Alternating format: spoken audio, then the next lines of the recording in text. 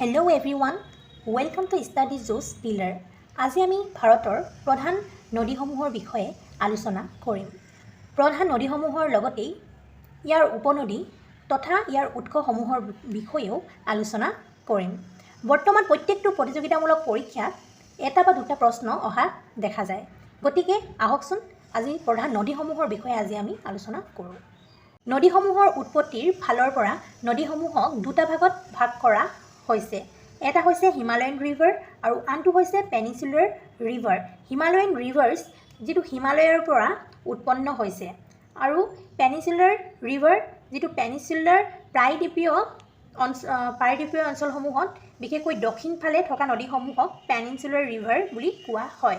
Peninsular river হিমালয়াৰ ৰিভাৰ্ছতকৈ বেছি পুৰণি আৰু হিমালয়াৰ ৰিভাৰ্ছক এণ্টিচেডেণ্ট বা পৌৰাণিক বুলি কোৱা হয়, কাৰণ হিমালয় উৎপন্ন নোহোৱাৰ আগতেই এই নদীসমূহৰ অৱস্থান আছে। সেই গতিকে এই নদীসমূহক পৌৰাণিক নদী বুলিও কোৱা হয়। হিমালয়ান ৰিভাৰ প্ৰধান নদীসমূহ হৈছে ইণ্ডাছ, গংগা আৰু ব্ৰহ্মপুত্ৰ। প্ৰথম আমি আলোচনা কৰিম ইণ্ডাছ ৰিভাৰৰ বিষয়ে, তাৰ পাছত গংগা, তাৰ পাছত ব্ৰহ্মপুত্ৰ। এইখন এখন ইণ্ডাছ ৰিভাৰ ছিষ্টেমৰ মেপ হয়। ইয়াত ইণ্ডাছ ৰিভাৰখন এইখন দেখিছে ইণ্ডাছ ৰিভাৰ। ইণ্ডাছ ৰিভাৰখন তিব্বতৰ ওচৰৰ মানসৰোবৰৰ পৰা ছাউথ অফ মাউণ্ট কৈলাশৰ পৰা বৈ গৈ ভাৰতবৰ্ষত প্ৰৱেশ কৰিছে। ভাৰতবৰ্ষৰ এখন চহৰতে প্ৰৱেশ কৰিছে, সেইখন হৈছে লেহ, লাডাখৰ লেহ। তাৰ পাছত এইখন গিলগিট বাল্টিস্তান ৰেজিয়নৰ পৰা যিটো ছাউথ অফ কাৰাকোৰাম ৰেঞ্জ, এইখন দেখিছে কাৰাকোৰাম ৰেঞ্জ, তাৰ তলে তলে গৈ গৈ এইটো পাকিস্তানত পৰিছে, পাকিস্তান প্লেইনছত। তাৰপাছত নিয়ৰ কৰাচী সিন্ধত গৈ আৰবিয়ান চিত মিলি গৈছে। ইণ্ডাছ ৰিভাৰৰ মুখ্য 5খন নদী বিষয়ে কুৱেশ্যন আহি থাকে। সেই 5খন নদী হৈছে সতলেজ, বিয়াছ, ৰাভি, চেনাব আৰু জেলাম। সতলেজখন মানসৰোবৰ ৰাকাছ লেকছ, এইটো ৰাকাছ লেকছৰ পৰা তিব্বতৰ তাৰ পৰা ওলাইছে। এইখন বিয়াছ নদী, বিয়াছ নদীখন বিয়াছ কুণ্ড নিয়েৰ ৰোহতাক পাছ, হিমাচল প্ৰদেশ। আৰু বিয়াছ নদীখন ভাৰতবৰ্ষতে উৎপন্ন হৈ ভাৰতবৰ্ষতেই মিলি গৈছে সতলেজৰ লগত। গতিকে বিয়াছ নদীখন হৈছে এনেকুৱা এখন নদী যিখন পাকিস্তানত যোৱা নাই। এইখন হৈছে ৰাভি নদী। ৰাভি নদী ৰোহতাক পাছ, কুল্লু হিলছ, হিমাচল প্ৰদেশৰ পৰা ওলাইছে। গতিকে আমি গম পালোঁ যে ৰাভি আৰু বিয়াছ হিমাচল প্ৰদেশতেই উৎপন্ন হোৱা নদী। এইখন হৈছে চেনাব নদী। চেনাব নদী বাৰালাচালা পাছ, হিমাচল প্ৰদেশৰ পৰা উদ্ভৱ হৈছে।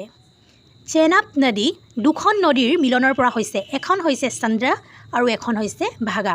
এই দুখন নদী য'ত মিলিত হৈছে তাৰ পৰাই চেনাব নদী উদ্ভৱ হৈছে। তাৰ পাছত আহিলে জেলাম। জেলাম ভেৰীনাগ কাশ্মীৰৰ পৰা উৎপন্ন হৈছে। এই 5খন নদী বৈ গৈ শেষত এখন নদী হয় আৰু ইণ্ডাছ ৰিভাৰৰ লগত লগ লাগে।